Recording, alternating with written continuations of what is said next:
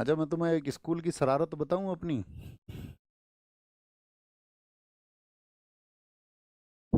तुम ये सोचोगे यार, तुम की गुरुजी क्या कलाकारी कर रहे थे। ऐसा, तुम इसको टीप लोगे। टीप टीप समझते हो? टीप लेना, टीप लेना।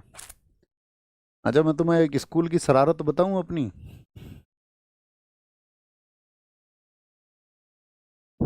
तुम ये सोचोगे यार, तुम की गुरुजी क्या कलाकारी कर रहे थे।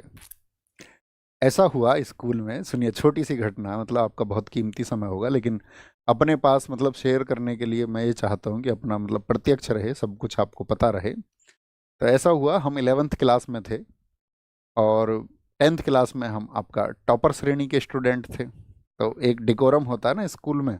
बड़ा स्कूल था हमारा, ऐसा भी नहीं था 10-20 बच्चों का, हमारी क्लास में 120 बच्चे थे। तो 11th में हम गए। तो 11th में क्या था, जो हमको केमिस्ट्री पढ़ाते थे उन सर का नाम था रामाश्रय गौतम। बहुत ज़बरदस्त टीचर थे। मैं और हमारा जो ट्यूशन सेगमेंट है उसको संभालते हैं हमारे अविनाश सर। मैं और वो बचपन के साथी हैं। तो मतलब उस स्कूल में गुंडागर्दी भी बहुत थी, तुम ऐसे समझो। हम अग्रसेन इंटर कॉलेज में पढ़े, सिकंदराबाद बुलंदशहर यूपी में पड़ता है। तो वो मतलब हम दोनों को ही बेंच पे देख के पढ़ाते थे, क्योंकि स्कूल में हमारे में ऐसा भी था, बच्चे कट्टा लेके भी आ जाते थे। कट्टा समझ रहे हो? नहीं समझ रहे हो? समझते होगे तुम, तमंचा। तो स्कूल का तुम माहौल सोच लो कैसा होगा। तो पढ़ने वाले बहुत कम लोग थे, तो वो हमें देख के पढ़ाते थे। हम भी डेडिकेशन के साथ में उनके साथ पढ़ते थे, है ना, और बहुत अच्छे से पढ़ते थे। बहुत अच्छे छात्र हम थे। तो हुआ क्या कि अब जो स्कूल का मैनेजमेंट था, तो स्कूल के मैनेजमेंट के करीबी व्यक्ति थे जो केमिस्ट्री का ट्यूशन पढ़ाते थे। मतलब स्कूल में टीचर अलग थे और केमिस्ट्री के ट्यूशन पढ़ाने वाले टीचर अलग थे। अब जो केमिस्ट्री का ट्यूशन उनके पास पढ़ेगा बाहर वाले टीचर के पास, तो उस टाइम प्रैक्टिकल होता था 30 नंबर का और 70 नंबर का थ्योरी होता था। तो 30 नंबर निर्भर करते थे जो मैनेजमेंट में थे उनके हाथ पर, यानी कि जो आयोग से टीचर हमको पढ़ा रहे थे उनके हाथ में पढ़ाने के अलावा कुछ नहीं था।